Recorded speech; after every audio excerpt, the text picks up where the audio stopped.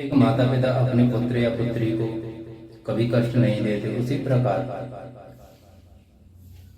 स्वयं हमारे इष्ट भी यही कहते हैं कि मेरे पास जो वस्तु है ही नहीं वो मैं किसी को कैसे प्रदान कर सकता हूँ। अर्थात जो दुख मेरे पास है ही नहीं उस दुख को मैं तुम्हें कैसे दे सकता हूँ।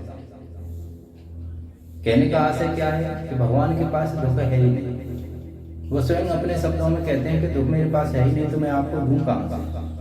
मैं तो सदैव सभी को सुखी प्रदान करता हूँ, किंतु जो दुख प्राप्त होता है वो मनुष्य को अपने कर्मों का, जो उसने कर्म किए हैं पूर्व में, उन कर्मों के द्वारा वो दुख उन्हें प्राप्त होता है। मेरी शरण में आए हुए प्रत्येक भक्त को मैं तो मात्र और मात्र सुख ही प्रदान करता हूँ। मेरी शरण में जो आ जाता है वो फिर मंगल ही मंगल प्राप्त करता है। इसीलिए तो कहते हैं मंगल भवन अमंगल हारी द्रवस दशरथ अजर। ये जो दुख होते हैं ये हमारे कर्मों के आधार है।